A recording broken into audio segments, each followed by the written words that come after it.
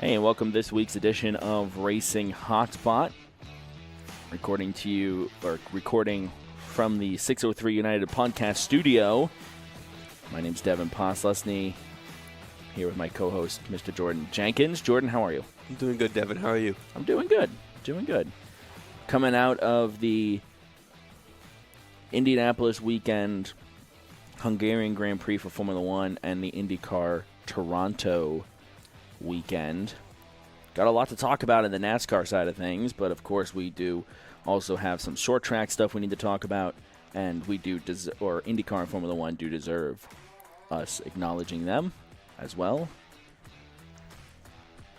So let's get started real quick with Formula One. They ran over in the Hungarian GP, and really it was pretty eventful.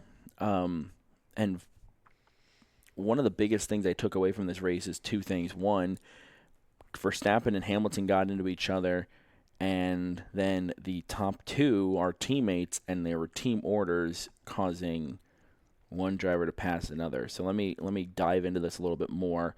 Hamilton and Verstappen were battling each other for, I want to say, like third or fourth.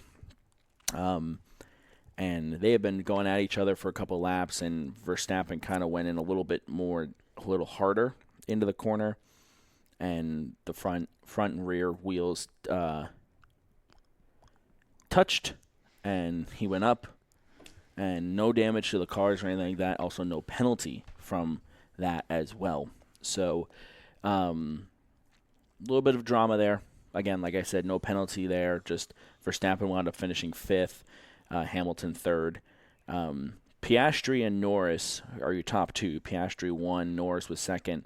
But with about 5 laps to go, it was the other way around, and they were team orders because Piastri, I guess, came out of the pits before Norris, but Norris was able to pass him on the racetrack like you would in racing. And McLaren ordered Norris to slow down and let Piastri go by. So team orders are not new in Formula One. We see it all the time.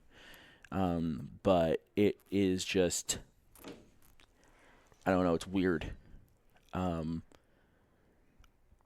It's just, I'm not familiar with team orders. When you're on the racetrack, you're your own independent person and you're going for it. But like I said, Formula One's a little also different in the sense that the same pit crew pits both cars. You know, the same team managers run both teams. You know, you still have crew chiefs and stuff, but like it's just a little different over there. So again, I found it a little weird on the team manager, like the team order thing, but it is what it is. Any thoughts on F1 from you? No, I mean, that wreck that Hamilton and Verstappen had was certainly something. It was ran into the back of one another. Yeah. Engine, like I said, it was pretty much as a vaporized the car. Yeah, I mean, it was deemed that it was a racing incident, but Hamilton probably could have, like, it was almost like the stewards or the officials were like, Hamilton could have done this different, Verstappen could have done this different, but at the end of the day, this is what happened. It is what it is. You know, nobody was at a clear fault. Of course, both teams immediately were like pointing the fingers because we all remember the rivalry between the two teams in 2021. You know, when they were both going for the championship and all that. So, anyways, it was definitely entertaining, to say the least. Moving on to IndyCar here real quick before we go to Short Track Saturday. They ran up in Toronto. A really, really good race. I watched most of it. And kind of a slow start to the race because they kept wrecking. But Toronto's a street course, so they just got to work through it. And they got into a rhythm. There was one wreck. We saw our second flip second week in a row where we had an IndyCar flip. Driver was okay. He was okay. He immediately radioed to the team, "Hey, I'm okay." But it was just one of those situations where a car was backwards up against the wall and the other car kind of launched off the front of him. So definitely weird to say that, you don't normally see these types of accidents, but it is what it is, I guess you could say. Here's your podium finish from Toronto. Scott Dixon finished third. Kyle Kirkwood finished second, and Colton Herta got the W there. He he ran all 85 laps and scored 54 points. So yeah, good. Definitely a good race over there. So let us, real quick before we jump into NASCAR, let's talk about Short Track Saturday. Oh, okay. So I'll turn the mic over to Jordan as let's talk Short Track Saturday. What happened this weekend? Well, a lot. A busy weekend for me as per usual. Nothing changes. This past Friday, I was at Claremont Motorsports Park for the Jays Automotive Fan Appreciation Night. Just $5 a get in for fans that day, just because of everything that happened the few days before with the storm hitting Claremont, kind of destroying a lot of the track, making a mess of everything, and a lot of people showed up to Claremont and made everything, helped clean the mess, fix any damages, and they were good to go racing on Friday. You had the mini stocks, the Outlaws, Pure Stocks, Ridge Runners, Six Shooters, Sportsman Modifieds, the Super Streets, and the ACT Tour type late models. For the mini stocks, Kyle Templeton, Nolan McClay, and Cameron Sontag were or Kevin Boucher actually was your top three. In the Outlaws, Guy Karen got the win. Ben Poland finished second, and Steve Bly finished third.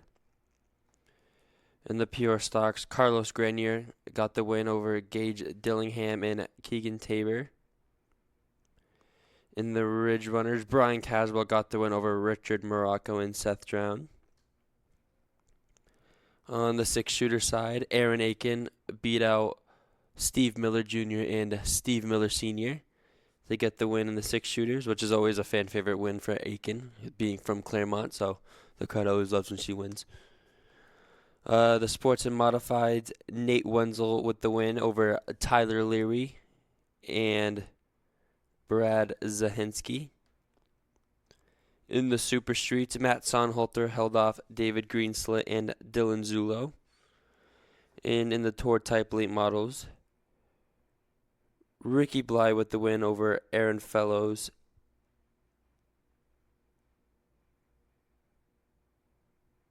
and Craig Smith. And then over on Saturday, I made over to Star Speedway, which I usually am on Saturdays, as I'm their track announcer there. We had, I might have forgotten what we had. we had late models, as well as Six Shooters, R&R Street Stocks, Bumpy Slingshots, Pure Stocks, and the Star Sportsman and Star Modified Tour. And on the Star side of it, our winners on Saturday night. Well, actually, also at Star, we raced a doubleheader on Friday night at Star. And on Friday, we saw Cole Roby winning the NASCAR Legends. Grayson Day won the NASCAR Bandolero race. Jimmy Renfrew Jr. won the Pro V8s. Adam Lovejoy won the Crown Vic Cruisers. Keith Holtby won in the Mighty Trucks. And then now on Saturday, it was Star regular Shane Gendron in the R&R Street Stocks that got the win. And then Charlie Baldwin finished second. JT Cashman finished third. Great battle where in that street stock, as always, a lot of you'll probably say this a lot. You could make this a drinking game with how often I'll say this about Star on Saturday. Is tempers were flaring in the R&R Street Stock race. And in the late models, Justin Storrs ended up with the win. Adam Lovejoy second, and rookie Nate Leclerc getting his first podium finish at Star Speedway this year, finishing third. And in the Bumpy's Auto Slingshots, there was some controversy twice in this. Gage Osborne took the checkered flag in first, got disqualified for reckless driving. So it gave the win to Dwight Souther Jr. a post-race inspection happened, and Dwight Souther Jr. had an illegal carburetor, so the win went to Jacob Bond. I don't know who finished second and third because the third-place driver got disqualified too. So,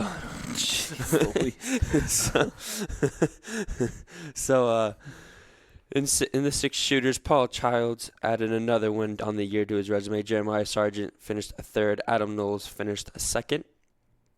Jeremiah Sargent got disqualified though from third, but he is a great driver. He's 14 years old, running in six shooters.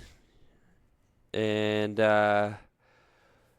George Riley Jr. took the win in the pure stocks, who's our former Star Speedway track champ. He took the win over his teammate, Sean Nadeau, and Daryl Quinlan, who finished third. The Star Modified Tour was John Mulcahy, and George Gilbert won the Star Sportsman feature.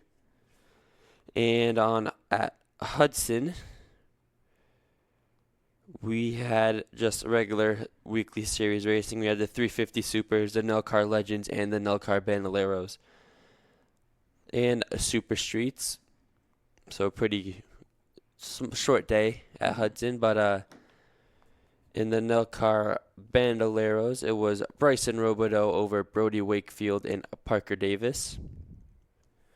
In the NASCAR Legends, it was Cole Orby over Jace Mongian and Josh Parsons. The Legends had 20 Legends cars were on hand. For the Bandoleros, there were 7. For the Super Streets, it was Jeff Rollins getting the win over Jimmy Renfrew Jr. and Justin Beecher. And in the 350 Super Modifieds, Jeffrey Battle beat out Mike Nedishin and Joey Scanlon for the win. And up next for me is Lee USA Speedway this Friday night for a big event. As usual, that Lee usually runs. Lee always has big events when they race. But this Friday at Lee, you have the Granite State Pro Stock Series going 125 laps. You have the Pure Stock, 6 shooters, Ridge Runner, Super Streets, the New England Dwarf Car Series. So it's going to be a good day there. It's the mid-season shootout / Weldy Memorial event coming up this Friday at Lee USA Speedway. Obviously, the headline is the Granite State Pro Stock Series, 125 laps. Super Streets are going 77 laps. And Saturday coming up at Star, we have a lot of greats. We have a lot coming to you. Just our usual weekly show, but I think this is probably our biggest weekly show we're doing. As you have Crown Vic Cruisers, Ken Isaac Construction Late Models, 6 shooters, Woody's Auto Street Stocks. I think I may have missed one, but you got a 10-minute meet and greet with the late model drivers happening on the front stretch before the features get started. You also have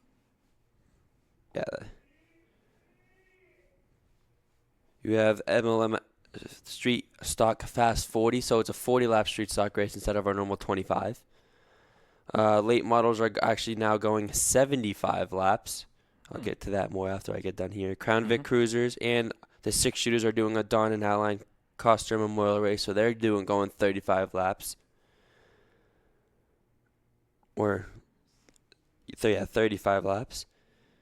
But the Ken Isaac Construction Late Models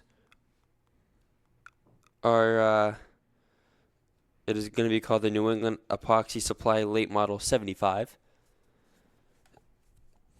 It pays $2,000 to win, which is our biggest late model purse of the season so far at Star.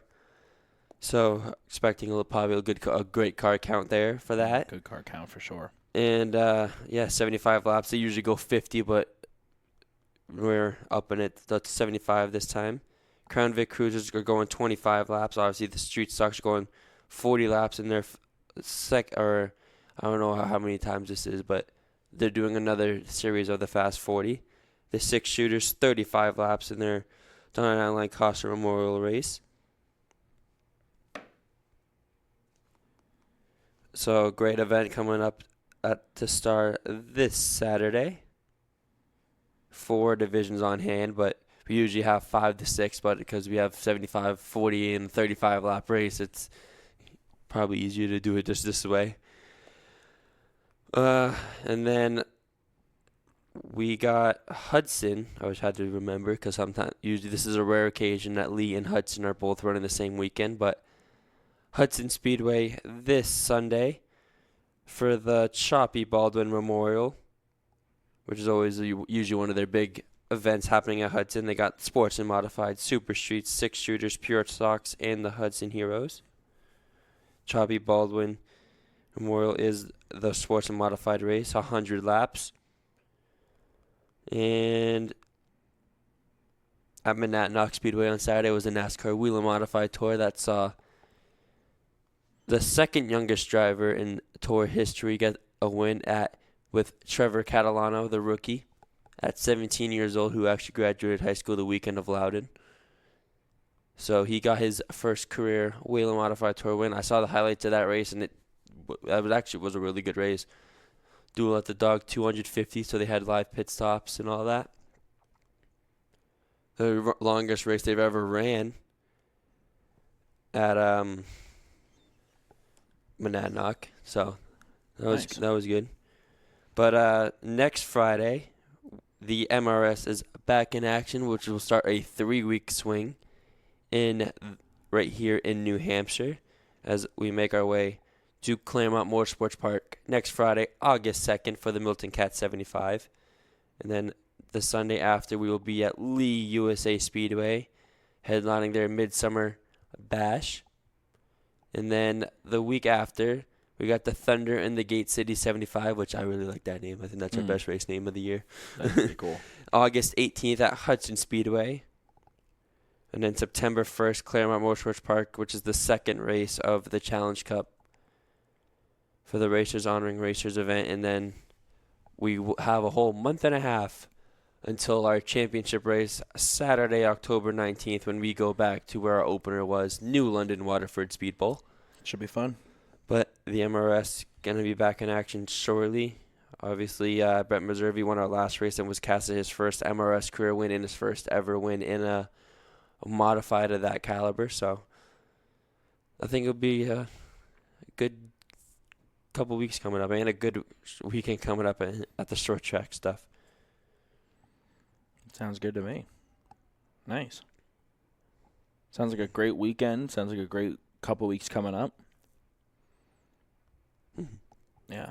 And, I mean, we have the Olympic break coming up, so if anybody here itching for racing, go to your local short track.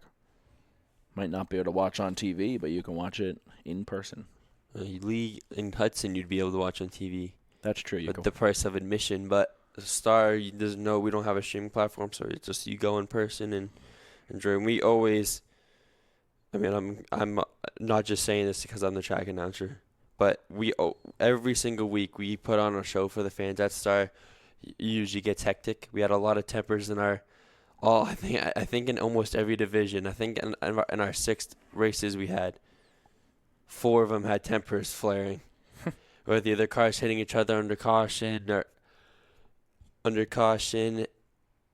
on the track, or arguments in the pits. I was gonna say altercation, but I wouldn't say altercation because we didn't have a fight in the pits. But yeah, that was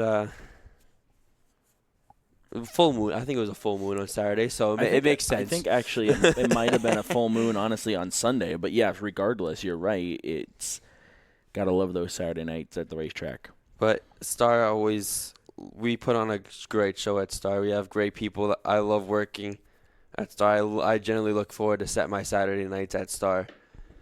And great people over there. Bobby Weber does a good job at running the track up there, and great staff all around. Our beer garden has been a hot hit this year, though, especially lately with how hot it's been. Definitely a winner. Yeah, definitely a winner right in turn 4. So you get to see all the action right in turn 4 up close. get to see the cars pull onto the track too. That's pretty cool. They had a good seat a couple weeks ago. The weekend I was at Pocono, we had a 350 fight on track. Right in turn 4, and I'm pretty sure based on where the video is, and I showed you it, Devin, and I think the Bird Beer gun was like right there, so the fans got a good view of that. But yeah, I mean, obviously you don't want to see bent up race cars, especially with how much it costs nowadays to even have a race car in general and to race it. But definitely it keeps the fans coming back. I'll say that for sure. Every weekend I'm there, Friday. I haven't been there on Friday yet, but now I'm going to be able to. But our Fridays I think are usually packed, but our Saturdays our bleachers are like packed. Nice. Let's say we're like 90% full like every week. It's awesome. For sure. And it's kind of cool like when I see people like in the stands and they know my name. Like I saw people at Star that usually go to Star that were at Hudson on Sunday because of 350s, and they like call me out by name, so that's kind of cool. That is pretty cool. cool. When it's like I walk around like I'm not even at Star or I announce, and the people recognize me. They know who you are. That's pretty cool. I feel like I'm famous. No, I'm just kidding. I'm just well, kidding. I mean, to a degree. Anything else for Short Track Saturday? I don't think so. I think I hit everything. Cool. Well, I'm glad you had a good weekend again, and glad to hear. As I think I say every week, glad to hear that short track racing in the area is continuing to grow. And we keep texting you about this, Devin, but you gotta come. You gotta go. Definitely gotta go to Star. Definitely. I know we gotta work on it. You can hear my pretty voice over the PA system. Gotta work on it. But yeah, no, for sure. I don't think you heard what I said. You can hear my pretty voice on the PA if you go to Star. Thank goodness the cars are pretty loud. Our six-shooters and pure stocks, you can hear me pretty well. Late model is a different story. And the green flag. 350s and late models is a different story. I probably can just sit there in silence until a caution comes out, and then it'll be like, oh, here. I was going to say, like, I remember I did PA announcing once at a racetrack, actually for MRS, and I remember thinking to myself, I'm doing like the full play-by-play. No one can hear me. And no one can hear me. I'm like, nobody can hear me right now, except for the people in the press box who has it above them. Other than that, though, no one can hear. Nobody can. And then a caution would happen, and it's like, okay. So I always remember just kind of like thinking afterwards. I'm like, and I didn't do this in the race, but I'm thinking to myself afterwards. I'm like, I could have just been like really relaxed during a green flag run, and then been like, oh, and the caution comes out. All right, now let me focus up a little bit. But regardless, actually, I'm not done yet. I just realized I didn't. Our MRS points update. I don't think I might have said this after it was casted, but our top 6 drivers are all separated by 50 points. Wow. And our top 2 of Mike Collins and Matt Swanson are 11 points away from each other. So our top 6 in points, leader has 146, second is 135, third is 112, fourth is 107, fifth is 99, sixth is 98, seventh is 96, eighth is 94, and ninth is 90. Dang. So pretty, I mean, obviously 50 points is, I mean, you get 50 points for a feature win. Because Matt Swanson won the feature at Waterford and he got 50. So, I mean, obviously,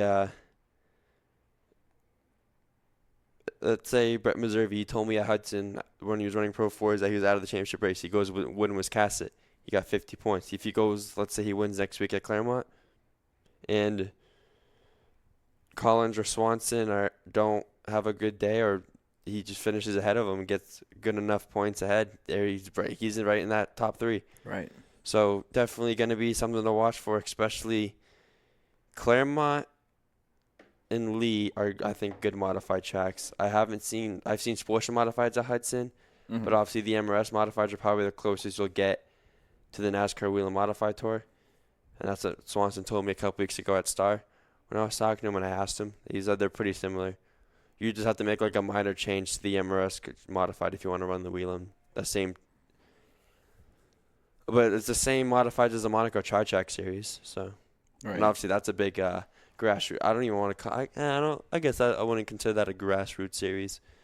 But we have a lot of our guys run in the Monaco Tri-Track Series full time, so and they run the same modifieds. But yeah, it's gonna be interesting in that last 5 races for the MRS with the points battle shaping up the way it is.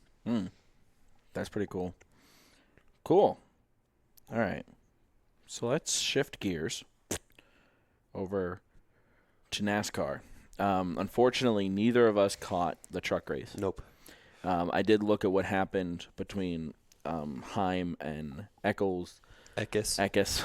Sorry, Christian. I added an L there. Yikes. Eckes.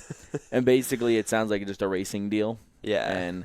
And two guys that are obviously 1 and 2, I believe, and probably 1 and 2 in the trucks regular season points. They always race each other hard just for that itself. So yeah, apparently it was they were a racing deal, and one of them, I don't remember who apologized to who, but one of them, I think it was Heim, hit the wall, blew a tire, and I think Eckes apologized for it. So regardless, a little bit of a dust up, but yeah, respectful dust up. Right. So anyways, they raced at IRP, short track over there, really good racetrack. Here's your top 5. Finishing 5th was Laney Riggs. Lane. Dang it. Lane Riggs. Sorry, Lane. Oh, my gosh. Man, not a good day for Devin. No, not a good day at all. Tyler Ankrum. Yep. Thank you. Grant Enfinger, Christian Eckes. And then Ty Majeski. Yes. See, I got these ones. I like how he's looking at me now because he knows I worked with the Truck Series guys a couple weeks ago. So he's like, "Oh, how do you pronounce this?" Majeski won. Completed 200 laps, led 56. It's actually Majeski? No. No, I'm just kidding. He started 4th. Don't say that because I'll start saying it. Overall, though, like I said, besides the Heim and Eckes dust up, heard it was just a pretty straightforward race. And normal truck IRP race. Yeah. Boring at times. The finish can get exciting. Moving on here to Xfinity. Did you see any of the Xfinity race? I did. I watched it. I caught the highlights of it. And it again seemed like a pretty straightforward race. Yeah, I thought the it was ending was exciting. Yeah, I thought it was the best race of the weekend. We'll get to that. I think the Xfinity cars their package puts on a really good show at Indianapolis. I think, yeah. So real quick, top 5, Sheldon Creed finished 5th. Shane Van Gisbergen finished 4th. Eric Almirola 3rd. Cole Custer 2nd.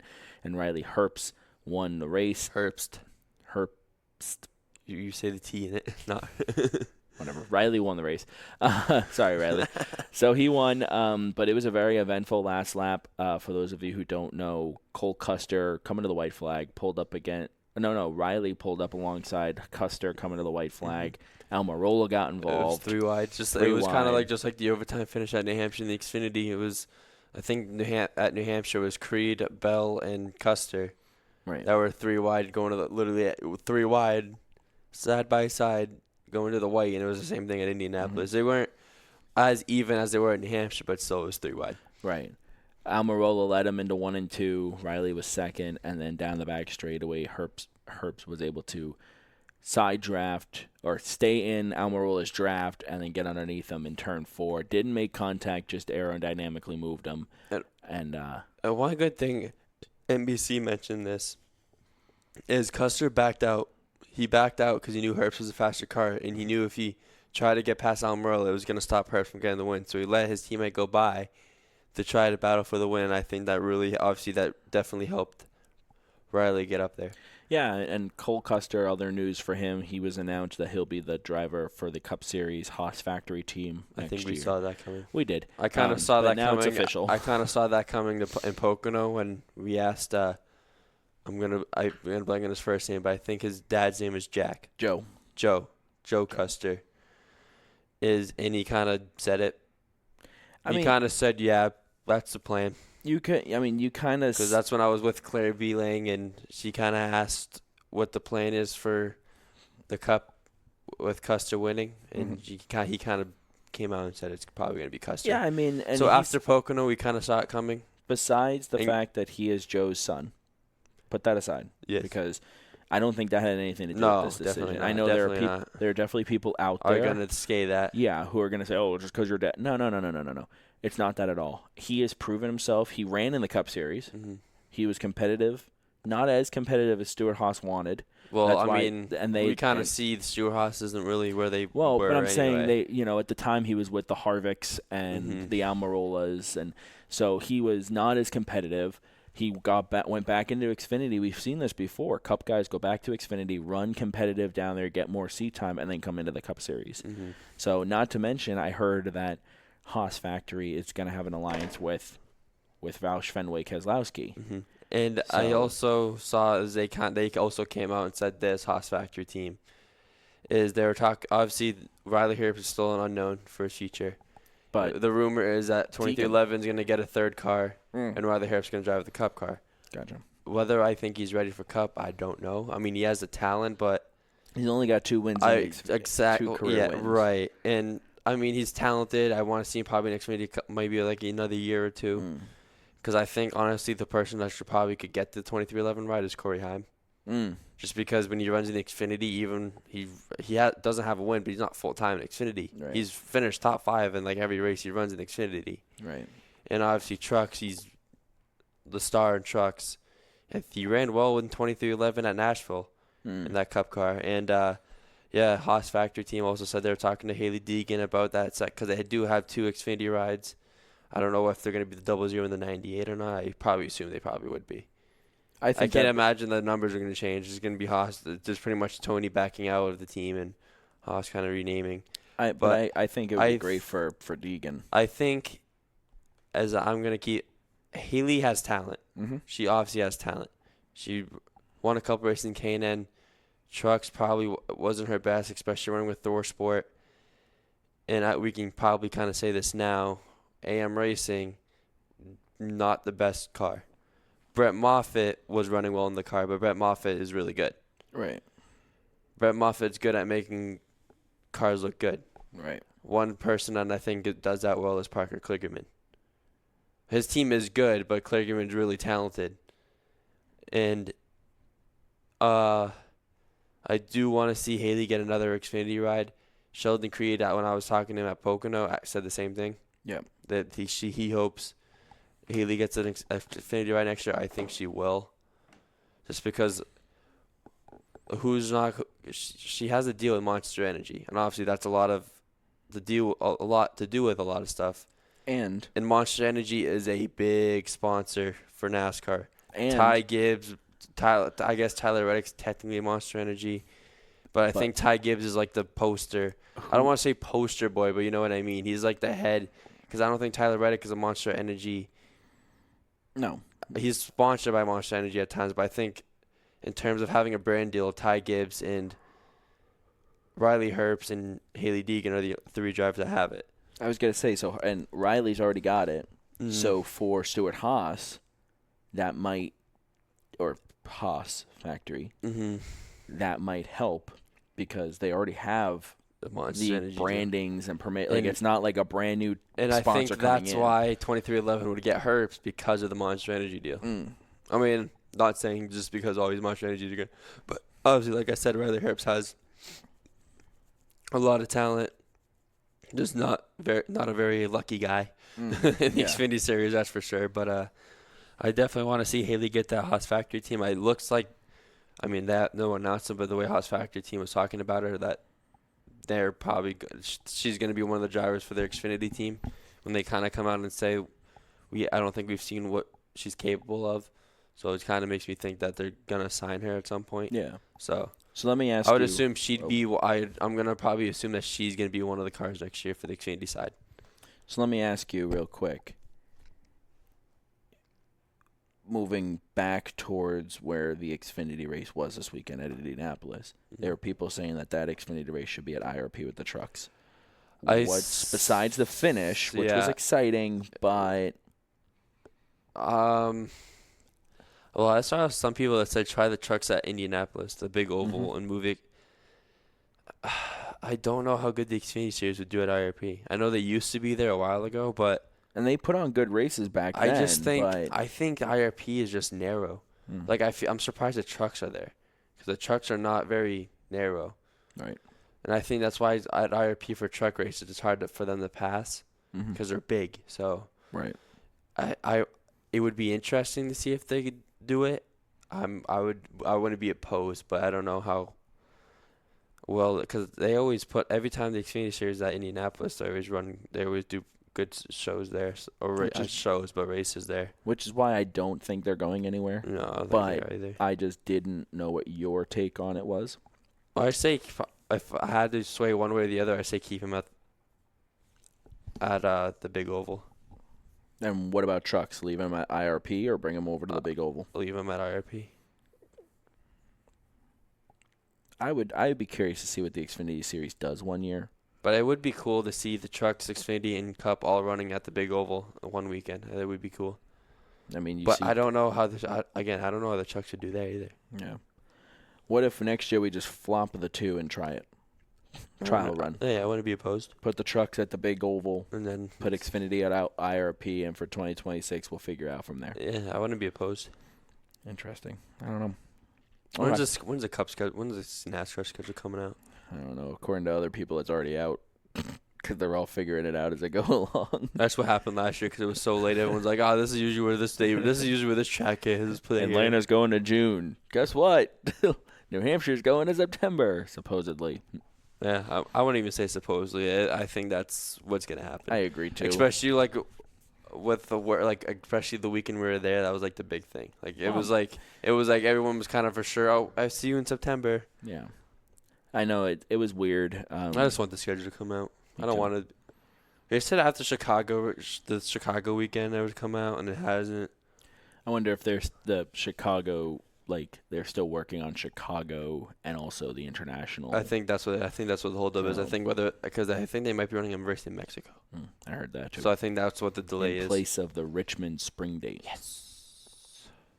So, anyways. And they are doing a lot of jumbling around the playoffs because Homestead's out of the playoffs next year because they're going to April or spring because Homestead's doing like a renovation to the track and it takes 18 months. Heard about that, yeah. So NASCAR's moving them up so they can do the date, renovate, and so by the next time they probably go back to the playoffs and it's all set. It's all set, yeah. Any other thoughts on Xfinity? No. Okay, let's jump into the controversial. Actually, Sam Mayer, the wreck on lap 1, when he was mad again, because the Allmendinger kind of ran him 3 wide, when I don't think it was really Allmendinger. It was lap 1. They ran 3 wide. I think Allmendinger had a run, and he had to lift, because if he didn't lift, he was gonna run right into the back of the 1. And he did that. It caused Mayer to get loose. And I'm just gonna say it. Mayer complained on NBC about it because someone was saying they were racing him too hard. And Chandler Smith kind of put his 2 cents on X. He quoted it and was like, "Oh, I bet the 16 raced you too hard too, huh?" Jesus. So I would say Chandler Smith and Sam Mayer still. I would say Chandler Smith is still not fond of Sam Mayer after Pocono. Understandable. if he kind of came out and said that. Right. Jeez. All right. Any other thoughts on Xfinity? No. Oh, well, I guess Shane Van Gisbergen finishing 4th on an oval. That was pretty good. Yeah, that's huge. Good. But I will say, definitely a quiet day for him, too. I was just like, you saw he finished 4th, and I was just like, what? So I watched or listened to Door Bumper Clear last night, and they were mentioning how they mentioned that as well, and I agree with it. It was awesome to see. But for some reason, and I agree with them on this thought, Indianapolis doesn't drive like an oval. That is true. It kind of drives like a road course, which is weird. And again, I'm not trying to take anything away from SVG. I think he's definitely making forward progress. But him getting a win on an oval like that is definitely confidence booster. Right. Do you think he's another year in Xfinity? Because that's what a lot of people have talked about. So not as much, but someone's like he might get a 3rd Trackhouse car. So I'm hearing he's gonna stay with Colleague for 1 year. I was gonna say I'm hearing that one of the SHR charters could go to Colleague. There's only one, right? It was just the one front row that has it. The only one that's been. I think it's honestly, I don't even know who's got him for sure, but I think I know front row definitely has one. So the rumor is that Colleague was going to get it, and then the question was, do you put Zane Smith or SVG? And oh yeah, because they still got to find a spot for Zane Smith. So but Zane Smith apparently is having conversations with front row. Yeah. So My opinion, if you're a colleague, not colleague, Spire. thank you. No, Front row. Trackhouse. Oh, Trackhouse. If you're a Trackhouse and you get a charter, which I think I said that wrong, charter to Trackhouse, not colleague. If you are Trackhouse and you're getting a third and you have to pick between SVG or Zane, I would say SVG only because that gives you 5 or 6 chances a year to be in the playoffs with road courses. You know, now don't get me wrong. He makes the playoffs. Does he go far? Probably not. Maybe not in the beginning. Yeah. But at least then, as a race team, you can say playoff bound. I mean, he's 3. Might be a first round exit, but we made the playoffs. Shane Van Gisbergen has 3 wins, all on road courses. Right. And one streak, 2 road course wins and a street course. So he's in on points for the Xfinity Series, so he'll be in a playoff position this year for colleague. Shane Van Gisbergen? Yeah. Well, yeah, he has 3 wins. Which is awesome. But is he gonna make it past the first round? You know what I mean? Like, and again, let me look at the first round of the Xfinity playoffs real quick. I was gonna say, and I'm not trying to put Shane down because he's got a lot of talent. Don't get me wrong. And while you look that up, I'll say this: I wish nothing but the best for Shane. I think he's gonna do great things. He's just very new. He doesn't have a lot of experience. He could on move the on ovals. he could go to the second round. Why is Charlotte in the Charlotte Roval is the last race of the first round? So then let me revise my question: does he make it on to the second round or third round? Vegas, Homestead, Martinsville. So my opinion, no. Well, it's tough because it's the round of 12, round of 8 championship for Xfinity, so they don't have 3 rounds championship. So my opinion is, unless he can bank more stage points, win Talladega. If he can win Talladega, no. But I'm just saying, like, yes, if you have 3 wins going into playoffs, that and might there is get another you. road course coming up before the playoffs, Watkins Glen. Okay, so he wins. Let's say he wins that, and he gets 4. So that kind of sort of can get you to that second round regardless of Charlotte. Right now, Shane Van Gisbergen is 13th in points. So he's not even in a playoff spot if it wasn't for the wins. How many points? I can't start doing the math. Okay. He's 5th in playoff points, but he's 13th in the regular driver standings. 5th in playoff points, though. That makes it on to the second round. So when the playoffs, would they start 12th or would he start 5th? He would start 5th. So in points, if the playoffs started right now. So he'd be good in 5th, but the only thing is Talladega. He wrecks at Talladega, and I'm not saying just because it's him, but obviously Talladega. And Talladega's in the first round. Mm-hmm. So, I mean, I think – so, again, it's not that I'm doubting talent here. The first round of the Xfinity playoffs is Kansas, Talladega, and the Roval. So it's not that I'm doubting talent here because he has proven himself here, and I will – say that till I'm blue in the face. It's simply that anybody out there knows that driving on ovals requires experience. He's getting there. 4th at Indianapolis. He's gotten a couple other, solid days on ovals. He's getting there. Don't get me wrong. I just don't know if this year he goes further than that first or second round. Right. So with that being said, put him in a cup car. I would still say run him a full-time Xfinity next year. And then you put him in a cup car next year for Trackhouse. That almost, if he can win on the road course, it guarantees a playoff berth. But he's not going far. And since we're talking about who's going where, Ryan Preece is now the only Stewart-Haas Cup driver that does not have a ride for next year. Yeah, doesn't have a ride. Because Gregson's front row, Barry's Wood Brothers. Mm-hmm. Well, Harrison Burton now doesn't have a ride, but that's I meant for Stewart-Haas. I know, that's not related to SHR. Chase Briscoe's JGR. Yep. I don't know where Burton goes. I think if anything, he goes back down to the Xfinity. I was going to say there's a chance that, but I don't think Burton's going to be in the Cup. Yeah, so I don't. But what about Preece? Do you think Preece gets an Xfinity ride, or do you think he has to work his way back into NASCAR and he goes to like the Whelen Modified Tour? I don't know. I would say he gets at least an Xfinity ride, if not more. I don't even know what Xfinity rides are open. Me neither. Besides the Stewart-Haas ones. So I don't know. We'll have to see. All right. Well, I guess the 20, because the 20 is not really a full-time car. Yeah. It's a bunch of part-time drivers. All right, we got sidetracked on our own sidetrack. Yes. So Xfinity, Cup Series at Indianapolis. Here's your top 5 before we talk about the controversial talking points I have here. Not really controversial. Just they're not I would say they're not going to be one-liner answers I here. would say I would say they're controversial. There's controversy. Anyways, your top 5, finishing 5th. Jordan's favorite driver, Bubba Wallace. Christopher Bell finished 4th. I'm sorry, he doesn't have an issue with Bubba Wallace. Yeah, I was gonna say what. He doesn't have an issue with Bubba Wallace.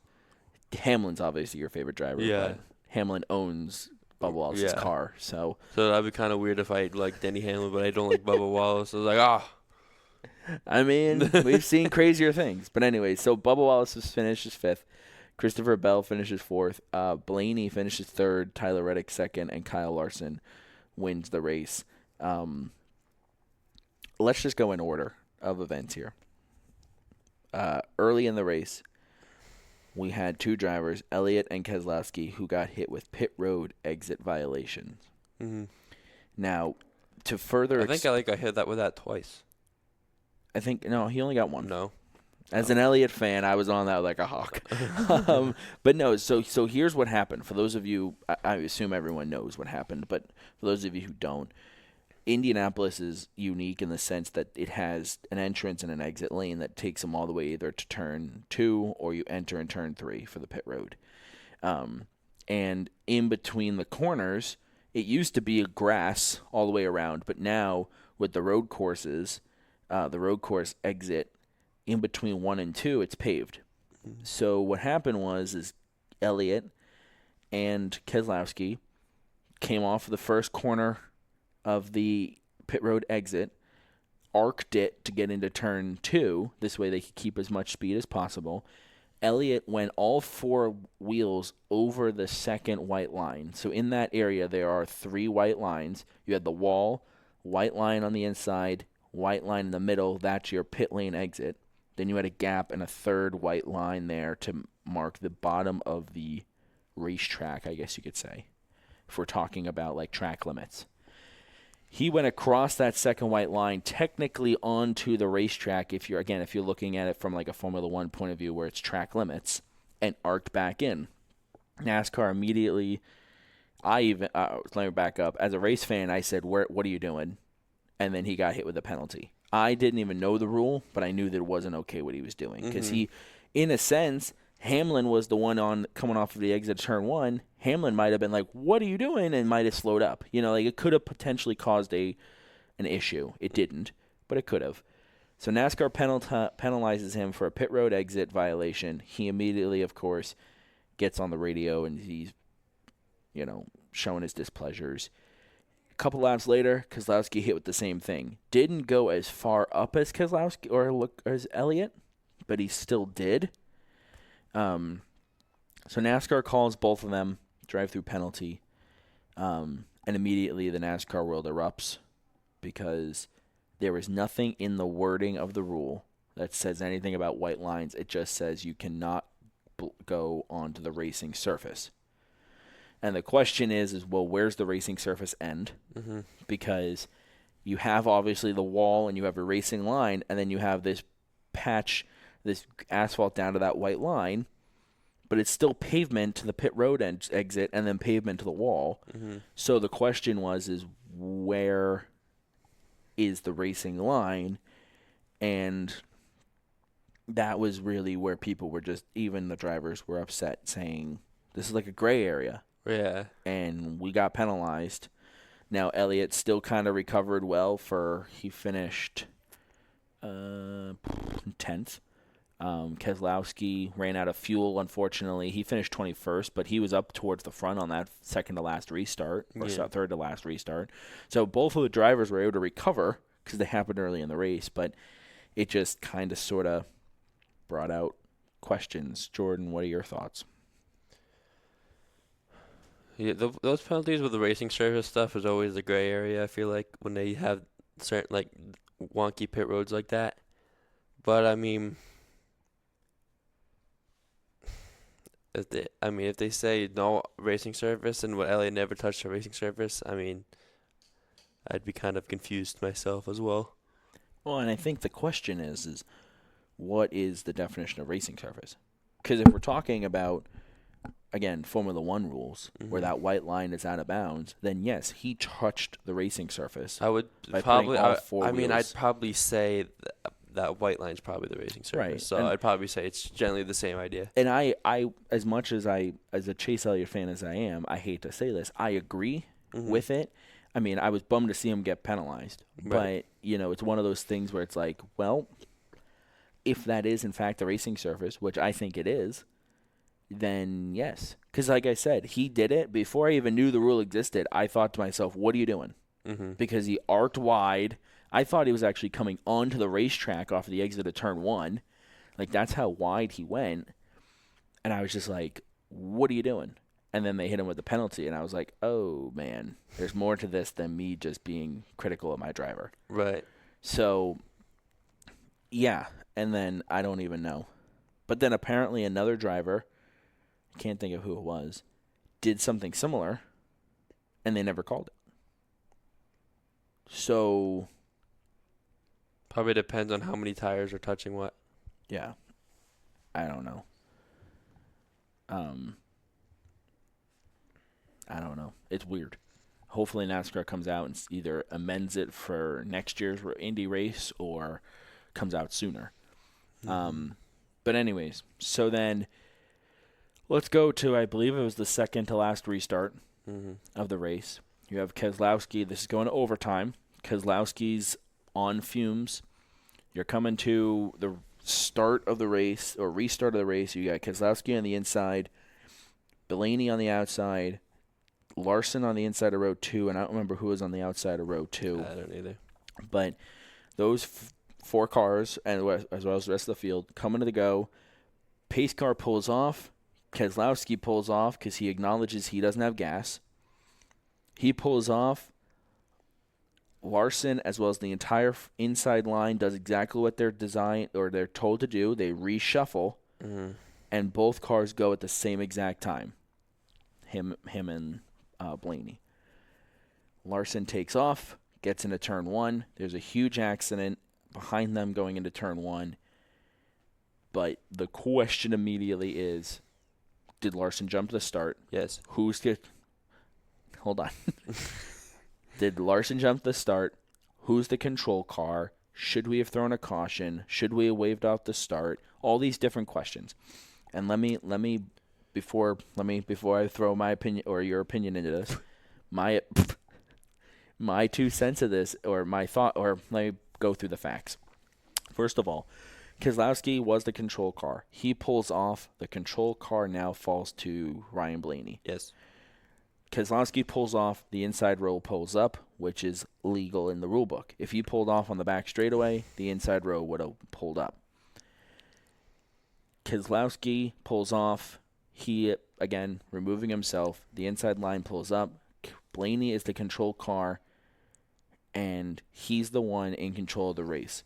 He fires off at wherever he wants to inside that restart zone. If neither of them fire off by the second white line, it's the flagman who will restart the race. So, looking at the SMT data, both drivers fired off at the exact same time.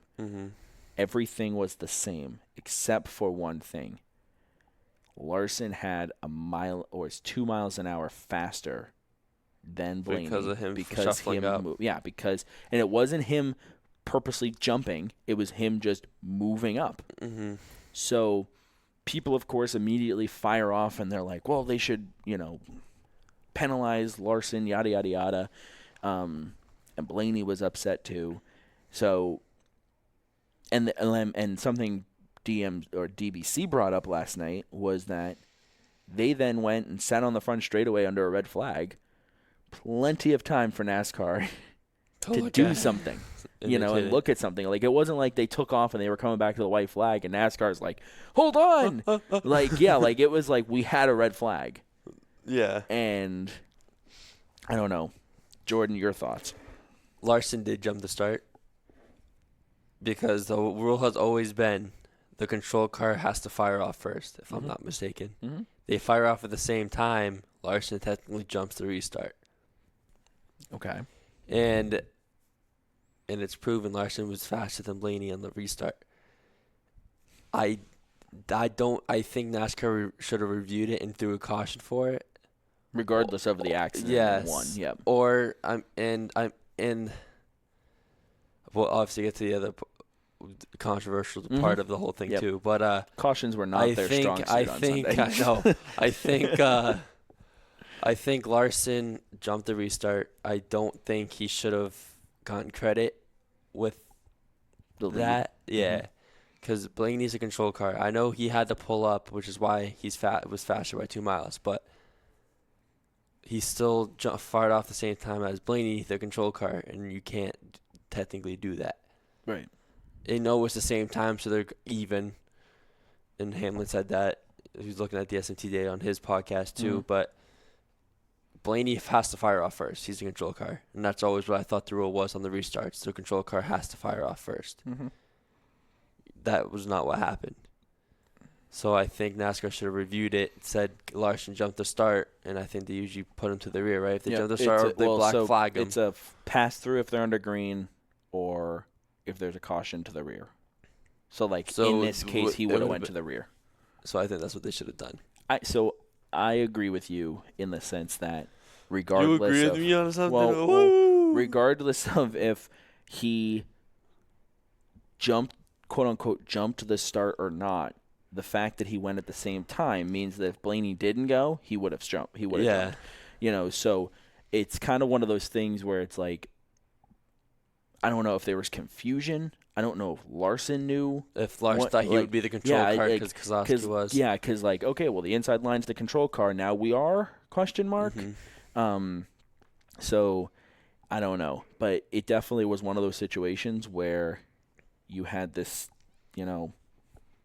this is what happened, and there you go. Mm-hmm. Now, then the racing gods step in, have this huge accident, and basically create a fair restart, right? That's the way I looked at that. Mm-hmm. So then, so then you have this huge accident, red flag. We reshuffle, re-rack, we get going, another overtime finish. We take off, clean race restart, nobody jumped, nobody bobbled, nothing like that. Everything is fine. Come off turn 2, Ryan Preece gets in an accident, does not hit the inside wall hard, just bounces off of it, gets it going, then comes to a stop, tries to regather, and at this point, the field is in turn 3. Indianapolis is huge. So field's in turn 3. He comes to a stop. You can tell his rear tire is flat. You can tell he's not going anywhere. But he's now on the white line. He's not up against the wall. He's in the white line. And they said 31 seconds. NASCAR did not do anything. They come around. They get the white flag. And then they throw it as they enter turn 2. So that's another thing where I think they should have thrown it before the white flag. Because I know Priest was down on the apron, but he hit the wall. Right. So you got to assume he's not going to get it going. Just because usually when the cars hit the wall, they usually stall out and aren't able to get fired right away anyway, no matter how hard they hit. Right. It's a next-gen car. It's I think they should have thrown a caution before they got to the white flag. So and I think what makes it worse is people looked at it as the same thing at the Daytona 500. Yep. There was a wreck coming to the white flag. You can't NASCAR assume they were going to stay on the grass. You can't assume that. You can't assume that. It's Daytona. Oh my gosh. How often do cars spin on the grass and not come back up on the track? It happens all the time. Oh my gosh, it's like PTSD. I'm already thinking about how simply the trajectory. I remember I couldn't even say this word when we did the podcast, but the cars, you're on an oval. You're not on a straightaway. No. I'm just saying you're not even on a straightaway. Like if that Daytona 500 accident happened off turn 2, they're gonna stay low, right? Because they're gonna slide parallel to the straight racetrack. You're on the front stretch. You're on the front straightaway. Where guess what? They're going into a curved And part. it's also that's it's going also with wreck. them. It's also wreck in the front of the field. It's not like the Right. back of the field. It's the front of the field. But anyways, I think it looks bad on NASCAR's part. And I saw a meme that said like, oh, NASCAR is supplying penalties, throwing cautions like in the middle of the race, and it's like a bunch of like some people doing science research like, oh, we're not gonna miss this. And then I saw NASCAR just making decisions at the end of a race, and it was Patrick with a wooden plank stuck to his forehead, just sitting there confused. I saw some other memes that have to do with political figures in the White House right now, saying that somebody got a new job, but we're not going to talk about that. I saw one of like I sent it to you on Instagram it was like NASCAR waiting for Kyle Larson to take the white so they could throw the caution. It was SpongeBob looking at the window, Squidward, like sliding on the window, waiting for him, all smiley. I think it looks bad that the 2 times this has happened, Hendrick was is in front of this, and not to mention, and I think then you even simplify it more. Larson jumps the start. We don't see anything. Yeah. So Larson did something twice. Larson should not have been in the front row to begin with. Yeah, Larson should not have been up there. A caution before he took the white. So, no joke, Jordan. I'm sitting there in the living room watching the race, and they showed a video. They did the side by side. There's Priest trying to get going, and you could just tell. He's not. I could tell. He spun his tires, moved, and came to a stop. Abrupt, very rough stop, meaning something blew. A tire blew, something. And I literally sat there with my hand on the chair going like this, put it out, put it out, put it out. Like I was like trying to make the call. I'm like, put it out, put it out. Watching them come through 3 and 4, I'm like, put it out. Watching them painfully come down one of the longest straightaways that we see NASCAR run on, going, put it out, put it out. I sounded like I was chanting. And a lot of people. And they took the white flag, and I'm like, don't do it now. What a lot of people were comparing it to was last year at Pocono. When I was actually Priest, the same thing. When Priest was stopped on the racetrack, I think out of the tunnel turn. Yep. But he was lower on the track. I don't even think he was near the track at all. Right. He was just sitting there, and NASCAR waited for Hamlin to take the white and then do a caution because they were going to get back to him. I think this is going to sound bad because I'm a Denny Hamlin fan, so this is going to sound bad I think this instance was different because Priest was on the track, stopped at Indy. Pocono, he was down. I mean, yeah, he was still stopped. NASCAR probably should have thrown a caution earlier there, too. Right. But the difference is Priest both times. Priest was not near the track at Pocono. He was right on the track at Indy. In Indy, where he hit the wall in the first place, it's not far off the track. Yeah, it's like right there. It's a very narrow racetrack. So either way, I think NASCAR got this wrong. And when I'm going to agree with Blaney here on the radio, I don't know if you heard what he said.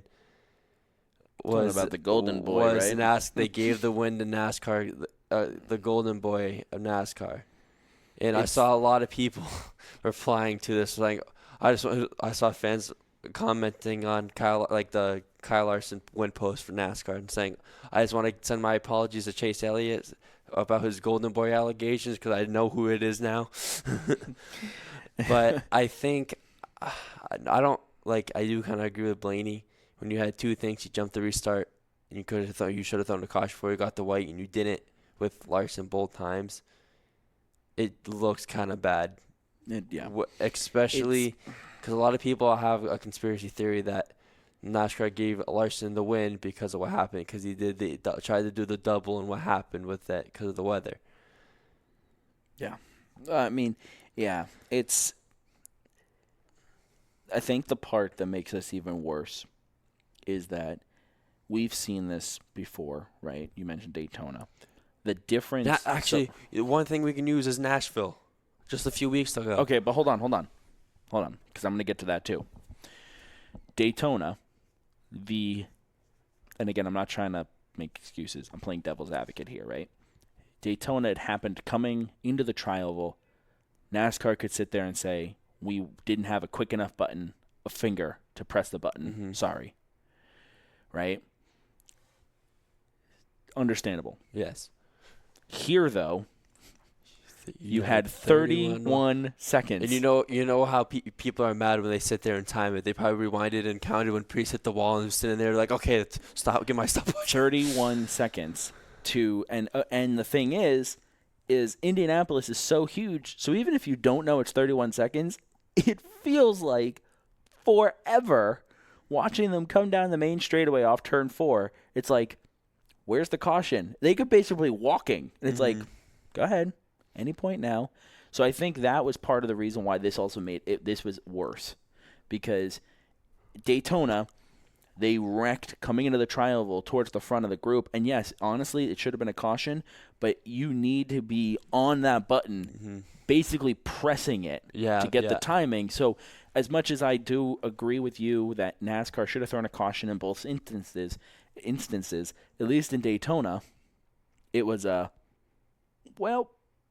timing of it. Yeah, it was coming right to the 1-8. Yeah, whereas at Indy, they basically could have crashed at the finish line on the green flag, and NASCAR would have been like, "Go ahead, keep going." And I, you know what? And I don't blame NASCAR for wanting to get them going.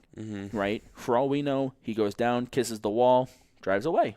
Clean racetrack. We've seen that before. But in this situation, they were in the middle of 3 and 4. You saw the tires blow out. He was not going anywhere because of how low the cars are nowadays. Put it out. And it goes back to even Nashville because, I mean, it wasn't as controversial as Nashville, but Denny won Nashville 4 times.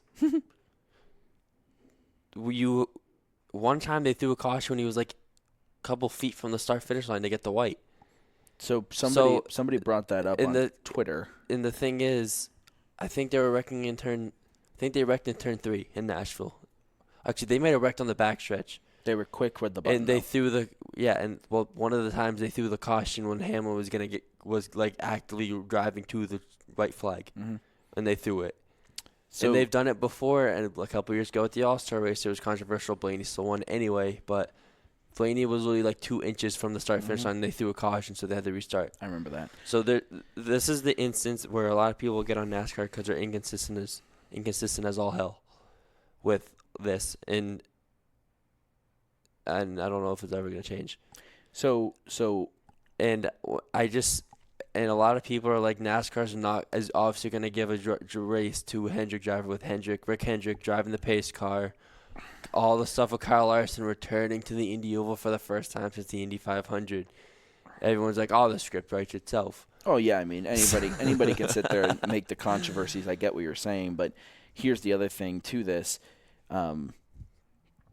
There were people saying, and now I guess we can, since you brought up the script, right? Some people could say that some people were saying that 2 things happened here. One, Nashville went into 35 overtimes. Not literally. I think it was like 5. Tied the record, 6. I think. Yeah. It was the record for most in the Cup, I think. And we know Indianapolis historically on these restarts late in the race, they're going for everything, right? And don't blame them. So one of the things somebody was saying was that, one, NASCAR didn't want another another Nashville repeat. And 2, NBC was already over their TV window. I mean, half the fans didn't even see the end of the race because it got moved to USA. Obviously, that wasn't the NBC thing. That was something they kind of had to do because of the news that happened. I will say this. I don't agree with them changing channels. I think that we've seen it before where the news has been pushed back a little bit for other sports, not NASCAR, other sports, not NASCAR. I think a situation like that because especially with the election being on November and being all big news about news of Biden stepping out of office, everyone was like, NBC probably looked at it and goes, we have to cover this, which makes sense. But guess what? A big news story, the beginning of the race wasn't even on NBC because of that breaking news. Yeah. So you know what? Throw us a bone. Sorry. That's more my own personal feelings towards our sport getting slanted when it comes to other sports. But you know what? That's another podcast episode. But what I'm saying is the conspiracy theories were that there was twofold. NBC needed the race to be done, and NASCAR did not want another Nashville repeat. So because of that, they sat there and waited for what felt like the snails coming off turn 4 to cross the white flag and then go, click, caution. So, again, nothing real quick before anybody out there sitting there saying, wait, that's what happened? No. That's not factual. That's my own opinion. and only what I've seen on social. Not actually, that's not my opinion. That's what I've been seeing on social media as far as the conspiracies. But other than that, it's just regardless. NASCAR got the call wrong. They should have thrown a caution. And if you're going to try and cheat the system, do it on a short track like Richmond, where it happens quick. Mm-hmm. Oh, sorry, we didn't see them. They were already here. Yeah. Okay.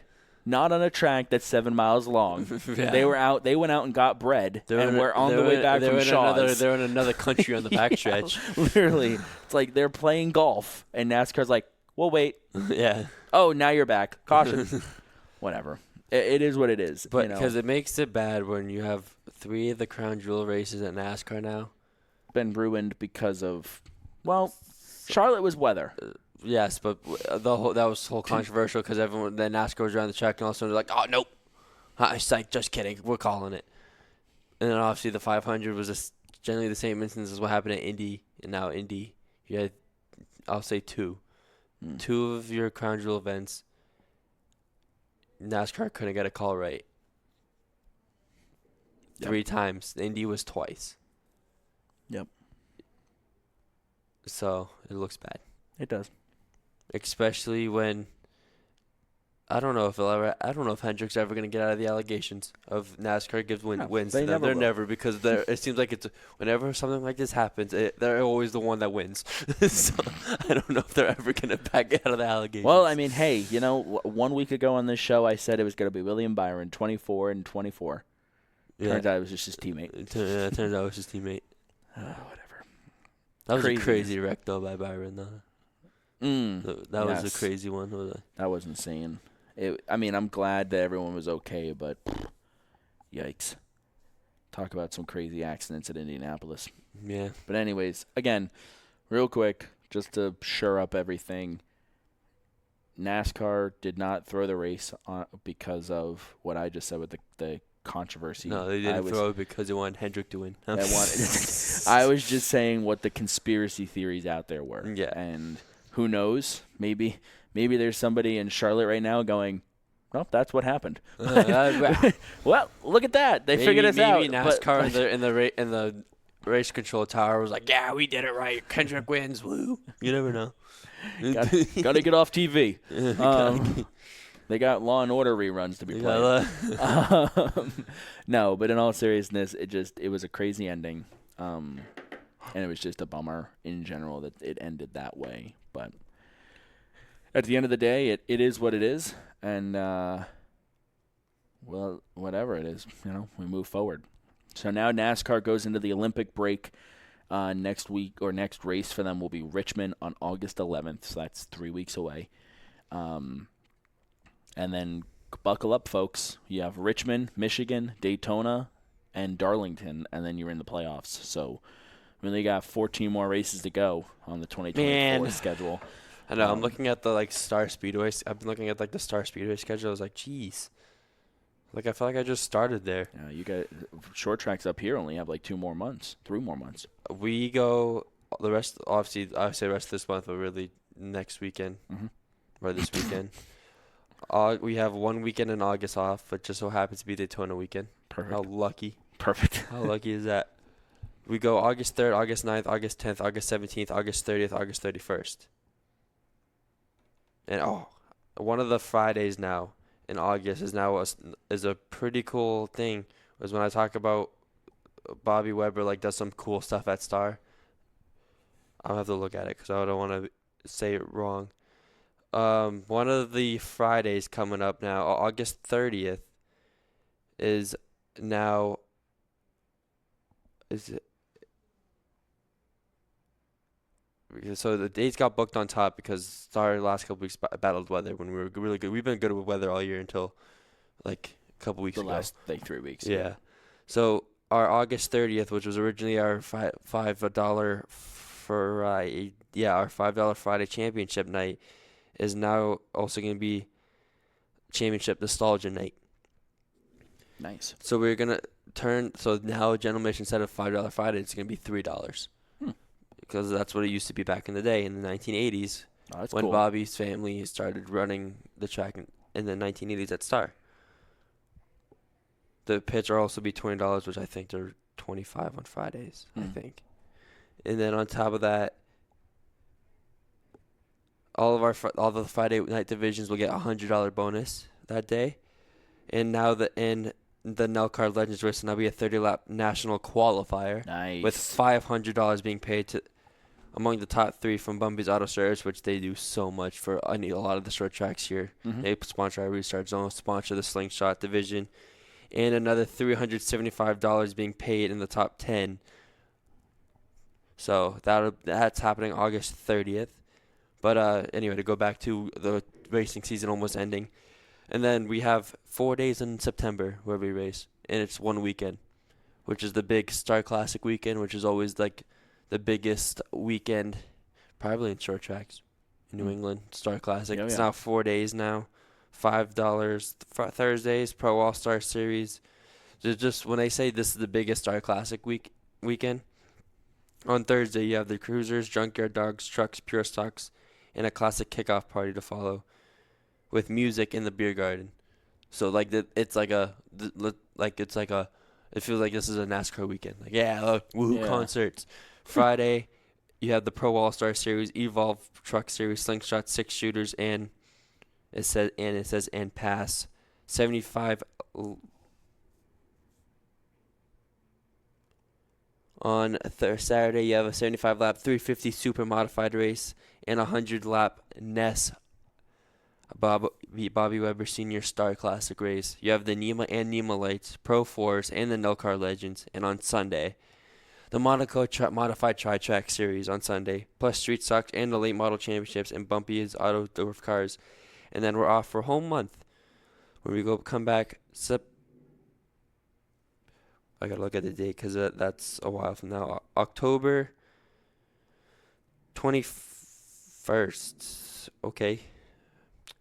On a Monday, October 21st, we have our season championships for the Slingshots, Pure Stocks, 6-shooters, and Cruisers. And then we have our final Friday with the Dwarf Car, 6-shooters, Cruisers, Trucks, and Pro V8. And then the big Halloween Howler Saturday with...